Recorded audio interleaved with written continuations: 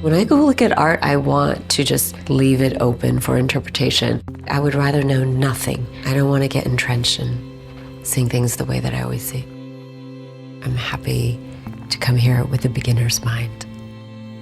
Thek was absolutely in the atmosphere when I was really beginning my practice, and there have been lots of fluid overlaps and a foundation of corporeal meditation. These works are kind of my first engagement with Thek's practice. It was the first point of entry for me. The work is deeply, deeply sensual, and it's tactile. All of these senses are being activated.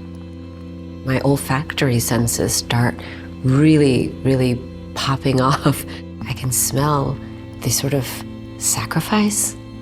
You first enter through discomfort, and a lot of Thek's work is trying to get you in your body. It's not stable enough to just cognitively understand what's happening. To experience the work, you do need a body. I find myself kind of zooming in and out, zooming in on some of these details, but also zooming out because I want to hold back some of the mystery, and I want to feel the wonder. The paintings actually sort of confuse me, and it kind of undermines what you think about his work when you see the more sculptural works, and it is a little destabilizing. You think you know what this work is about, and then you see the paintings, and then you think, oh, well, maybe he was on a completely different odyssey than what we sort of want to encapsulate in the sculptural works. This painting is alluring. It's extremely buoyant. These rabbits that are fully activated, then really the surface starts to kind of peel away, and you go into these negative spaces of all of this movement and light. It seems to embrace really a lot of contradictions. And that's kind of a thread that I see in a lot of Thek's work, working with these subtle, meditative, contemplative contradictions.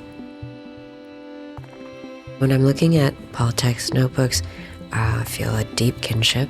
The writing is quite faint, these traces of these kind of impressions from the back as well, which I really love. And then these kind of blank pages in between, which speak volumes.